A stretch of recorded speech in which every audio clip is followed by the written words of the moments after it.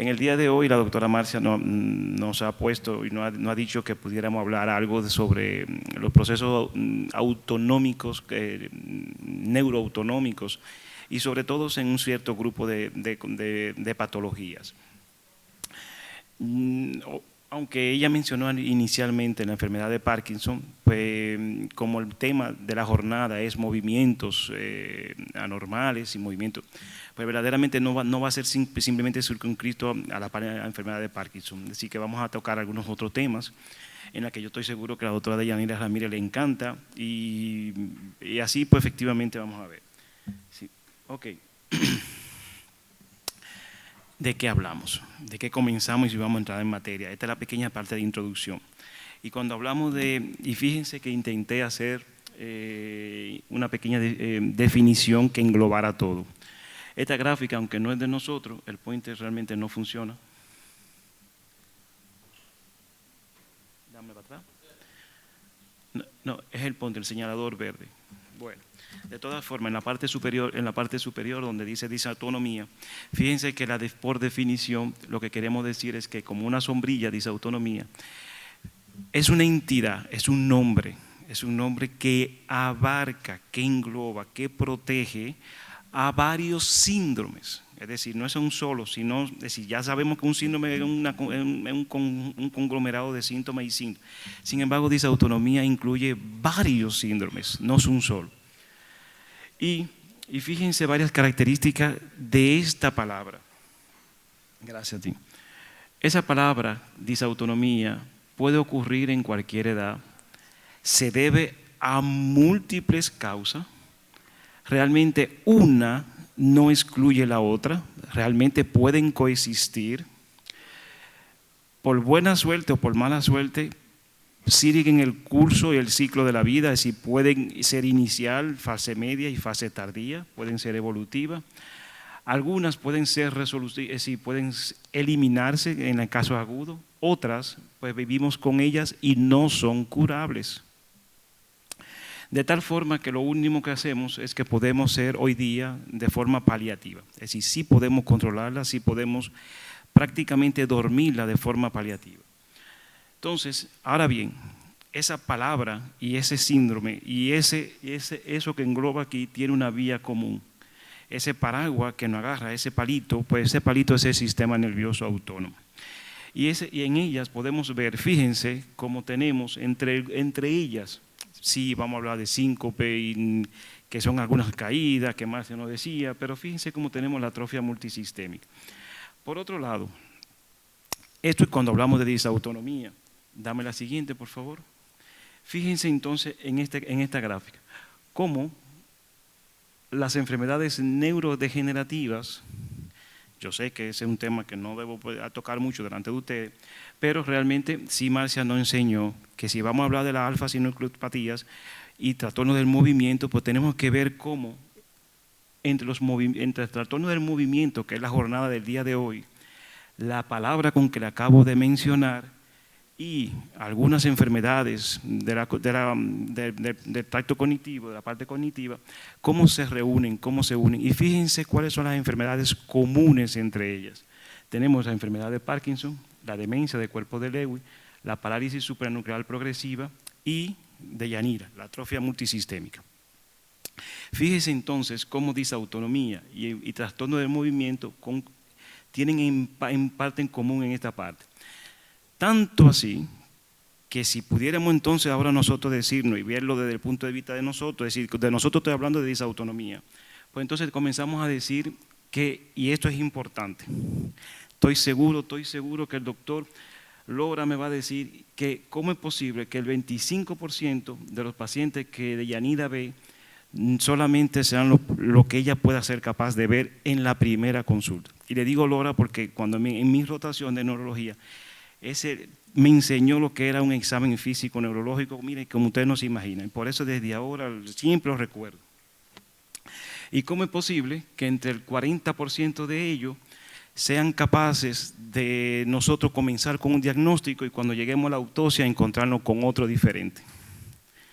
¿Cómo eso es posible?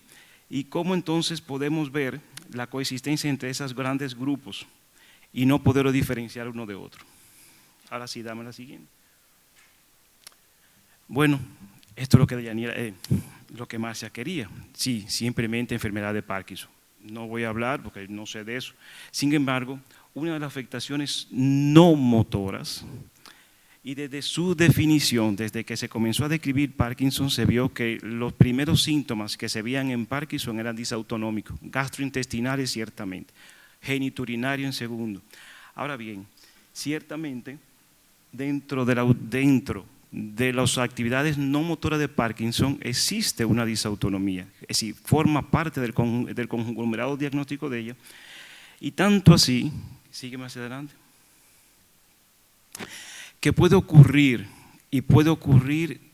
y en algunos casos hasta preceder las manifestaciones motoras del Parkinson, aunque normalmente ocurre ya cuando clínicamente comenzamos a tener los movimientos motores. Es sumamente importante porque aquí todavía puede coexistir con otras enfermedades degenerativas, y si tuviese aquí el gran grupo de geriatría nos diría también, no, eso es propio de la edad. Así que efectivamente vamos a ver cómo podemos desarrollar todo esto al principio. Sígueme hacia adelante. Para esto, Marcia, yo creo que más que una conferencia y más que hablar de disautonomía, vamos a ver entonces cómo nosotros podemos decir, cómo podemos dejar un mensaje hoy día a nuestros audientes. Pues fíjense, existen pruebas en las que nosotros podemos hoy día evocar respuestas autonómicas. Y muchas veces cuando hablamos de disautonomía decimos como la quinta enfermedad, la enfermedad que no se ve, que no es visible. Hoy día hemos aprendido y hemos visto y hemos copiado de nuestros profesores de que realmente podemos hacerla visible, la disautonomía. En otras palabras, podemos cuantificarla, podemos medirla. Y esta medición, fíjense cómo esta medición pudiese ayudarnos a nosotros, de tal forma que en las enfermedades de los movimientos, fíjense, puede ser un síntoma no motor en el Parkinson. En la atrofia multisistémica forma un criterio diagnóstico. Sin embargo, en la demencia por cuerpo de Lewy es una característica, es un soporte para el diagnóstico. Pero en los pacientes con fallo autonómico puro, simplemente hacer y cuantificar esto es lo que por definición nos va a dar una patología. En base a nuestro protocolo, a nuestra estandarización de medidas, entonces todavía nosotros podemos diferenciar una sinusopatía, una atrofia multisistémica de las que son periféricas de la enfermedad de Parkinson y los cuerpos de Lewy.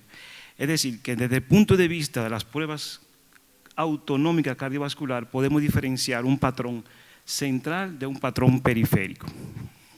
Dame la siguiente.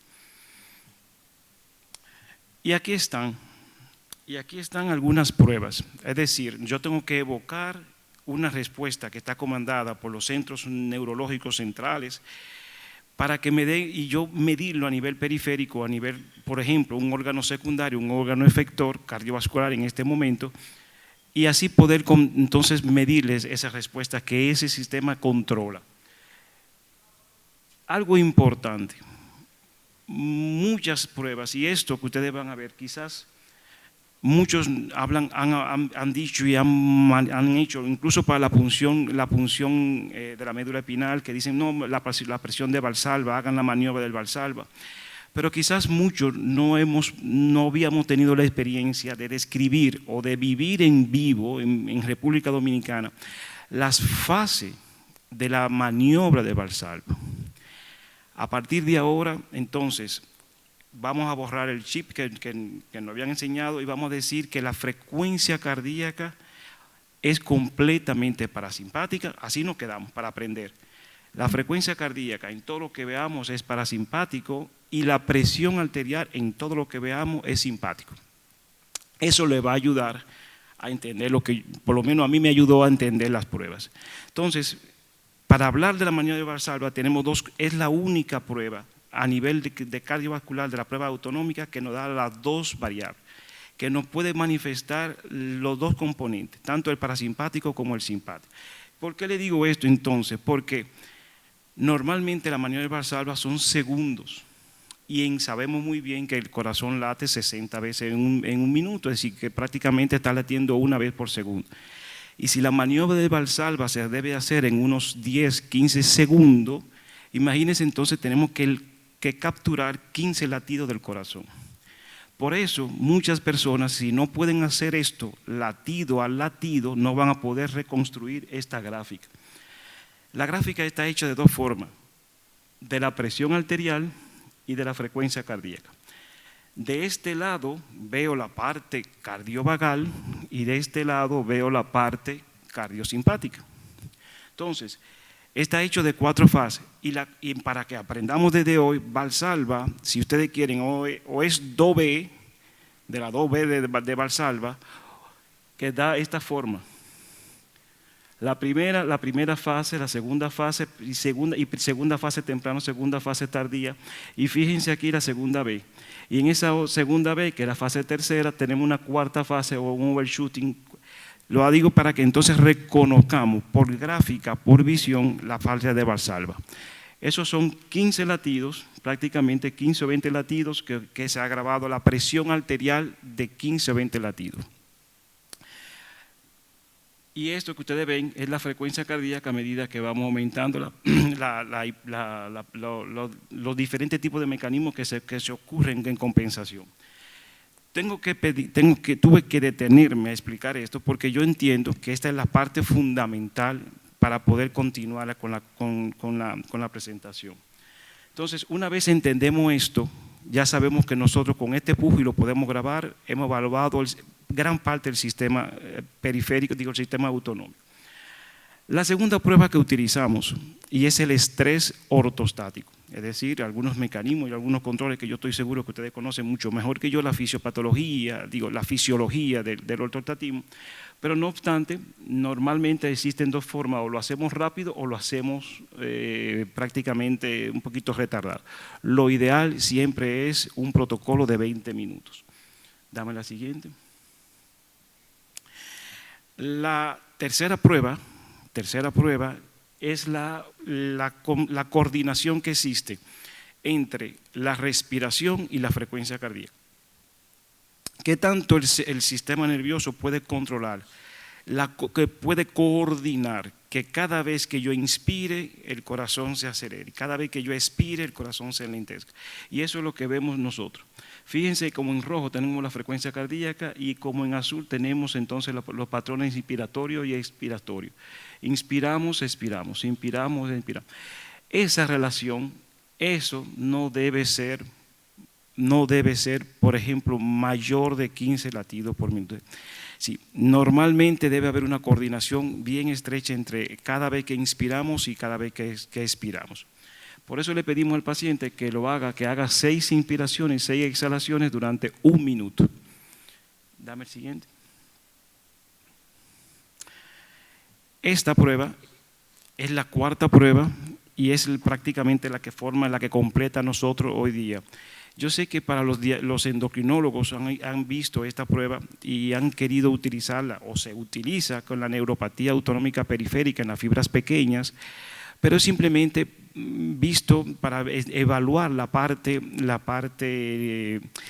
de la respuesta que hacen a nivel periférico con el pseudoscan.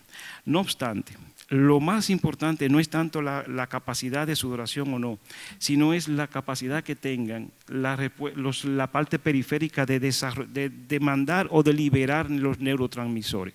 Y eso es lo que llamamos el QSAR. Entonces, sí tenemos la parte pseudomotora, la que nos dice qué cantidad de glándulas pueden ser estimuladas, pero quien nos dice de verdad realmente es el potencial o la respuesta de esas glándulas sudoríparas, de esas glándulas a producir la tipo de reacción. Lo medimos a nivel del sudor. Entonces, esto es hoy día, el QSAR es la cuarta forma de... Todo lo que le estoy diciendo, ustedes van a ver ahora hacia adelante. Dame la siguiente. Ok, si ven esta gráfica y si la han visto alguna vez, esta gráfica existe en República Dominicana y eso es un paciente de nosotros. Simplemente he puesto la gráfica, aunque está allá arriba, simplemente para explicarle entonces cómo ahora esas pruebas, esas 4 pruebas que hemos visto, se entinglan todas, se amarran una de la otra. Fíjense que tenemos entonces en la fase acostado, paciente de cúbito bien acostadito, y aquí hacemos las pruebas, las estimulaciones neurológicas. Hacemos un Valsalva, hacemos la respiración profunda, utilizamos 2 pruebas más simpáticas, que es tanto el hand grip como la prueba del dolor o la prueba del frío. Y después tenemos una fase de ortostatismo, una fase de bipedestación, inclinamos al paciente y durante los 20-30 minutos lo evaluamos cómo se comporta. Lamentablemente no tenemos la parte de aquí atrás, se cortó en la resolución, pero aquí tenemos todo esto que ustedes están viendo, todas estas líneas, por ejemplo esta verde es la frecuencia cardíaca, esto es la presión arterial sistólica, esta es la diastólica y aquí abajo tenemos el componente hemodinámico, esto es gasto cardíaco y esto es resistencia periférica. Arriba lo que tenemos es el electrocardiograma del paciente. Todas estas variables, entre otras, como la parte simpática, la parte parasimpática, son evaluadas simultáneamente durante todo este estrés. Más adelante vamos a detallar y vamos a abrir, sígueme la siguiente, para que entendamos entonces nuestro plan. Con esas 4 pruebas hemos hecho un reporte de evaluación autonómica. Tenemos la parte del Valsalva, tenemos la parte de la respiración profunda, tenemos incluso a veces podemos evaluar los valorreceptores, tenemos el ortostatismo tanto pasivo como activo. Todas estas pruebas, dame la siguiente, nos dan un score, un balance. Y ese balance puede ser pues, efectivamente parasimpático o puede ser simpático o mixto. De tal forma que inicialmente yo tengo un daño, el daño inicial es un daño parasimpático que se va a reflejar, si hay daño parasimpático se va a reflejar en la frecuencia cardíaca. Por lo tanto, tenemos una taquicardia en reposo. Seguimos así y el paciente se manifiesta con una intolerancia de ejercicio por la parte todavía de la frecuencia cardíaca y cuando ya el paciente hay un daño simpático, pues entonces ahí viene la hipotensión ortostática. Visto esto, fíjense que hemos comenzado desde lo básico de las 4 pruebas hasta hoy día ya tener un score que nos clasifica. Ahora simplemente tenemos el daño y ya sabemos que tenemos un componente inicial y tenemos un componente tardío. Ya nosotros podemos ir en nuestra cabeza diciendo yo puedo evolucionar a mi paciente. Sígueme la siguiente. Estas pruebas, hasta el momento, y me faltó una aquí, dale la siguiente por favor a ver, porque no, dame la anterior. Aquí falta una, dame la siguiente, no te apures que estamos en nuestra familia. Sigue.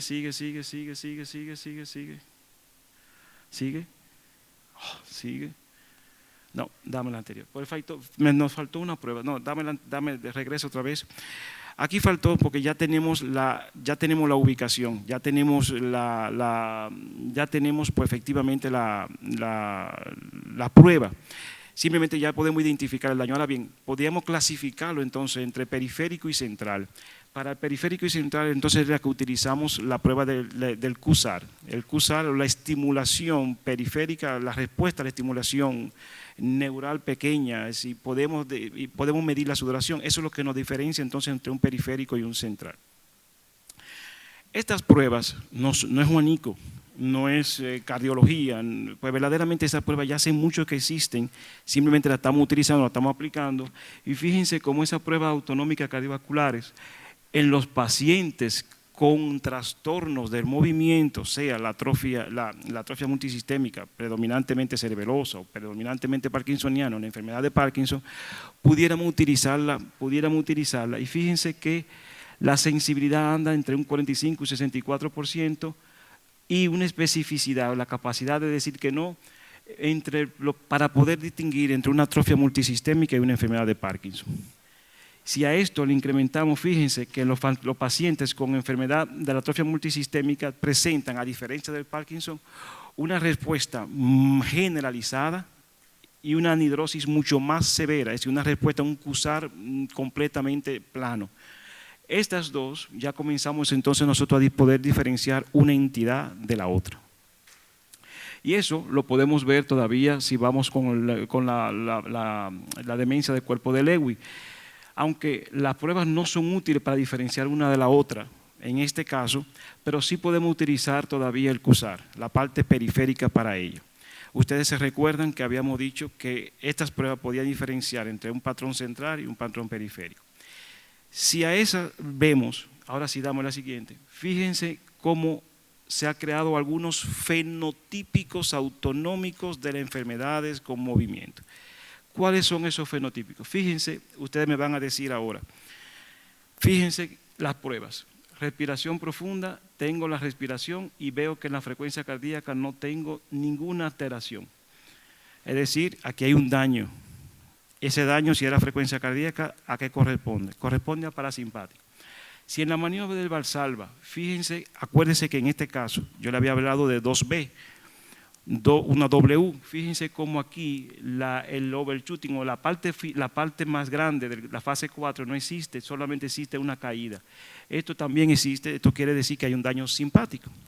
Por lo tanto, tenemos un parasimpático, simpático dañado y fíjense entonces, yo lo paro y hay la frecuencia cardíaca, esto es bipedestación, el estrés ortostático del paciente y fíjense cómo paulatinamente va cayendo a medida que pasa el tiempo. ¿Qué estamos diciendo? Que aquí se confirma que el paciente tiene 2 daños simpáticos. Pero si yo le digo al paciente, este es el CUSAR, es decir, esta es la estimulación periférica, fíjense cómo a nivel de los brazos hay sudoración, fíjense cómo a nivel de las piernas hay sudoración, a nivel de la pierna distal y a nivel del pie. Es decir, cuando yo digo hay sudoración, realmente esta montañita subió, no es plana. Por lo tanto, el daño aquí ¿dónde existe? Fíjense cómo este patrón es un patrón central, porque periféricamente yo tengo respuesta. Ok, y es un patrón central de un daño complejo, un daño tanto parasimpático como simpático. Dame la siguiente. Y fíjense entonces este caso. Una vez más tengo la respiración, no tengo señal, no tengo respuesta de la frecuencia cardíaca. Una vez más, daño parasimpático. Ahora, tampoco tengo la fase 4 y una B, y solamente existe una B, no tengo la doble B, todavía fallo simpático. Ahora bien, tengo también el estrés ortostático y fíjense cómo también cae la frecuencia cardíaca, fíjense desde aquí arriba cómo cayó y se mantiene y va incluso a medida que pasa el tiempo va también cayendo.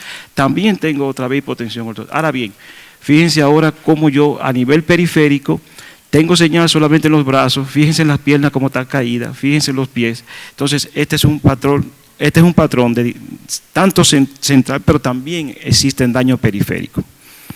Ok, dame la siguiente. Y este es el caso de nosotros, este es un caso en República Dominicana, esto no es de otro sitio. Sí, fíjense aquí como si ya tenemos ya las variables.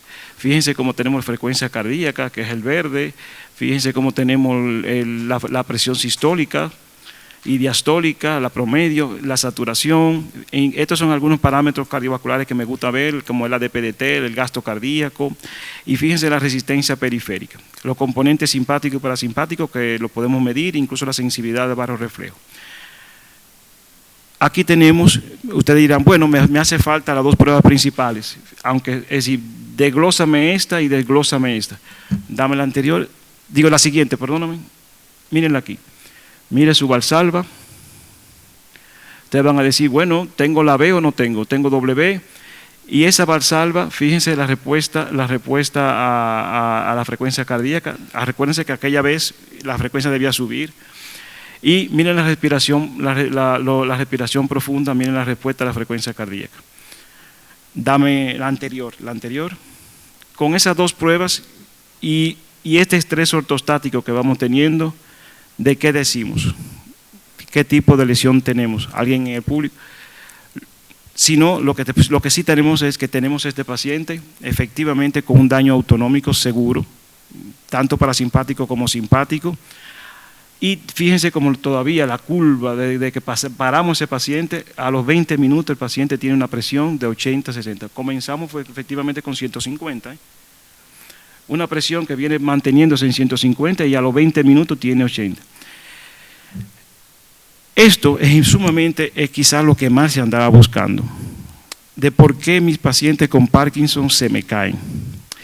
¿Qué está pasando?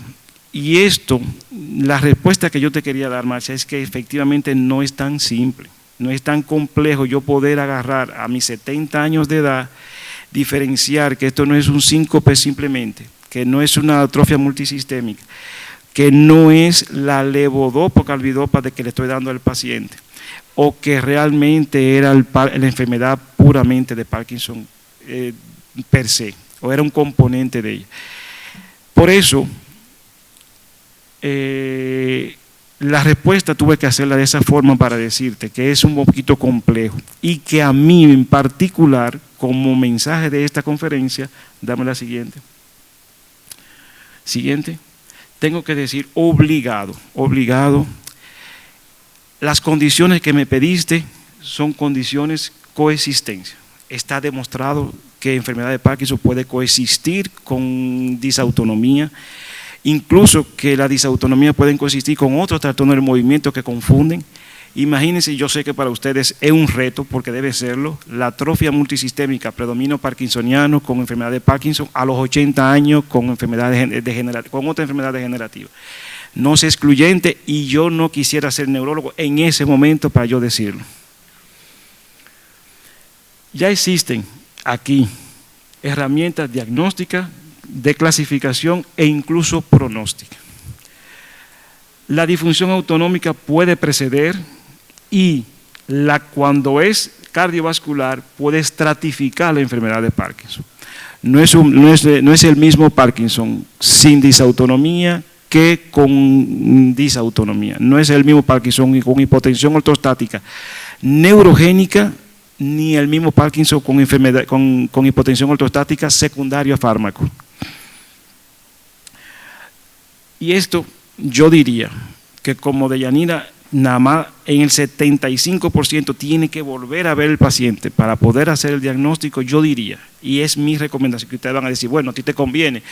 Pues yo diría que no, pero yo diría que todos los pacientes de neurología en la primera consulta deberían tener la indicación de un test de autonómico cardiovascular desde la primera vez que se ven.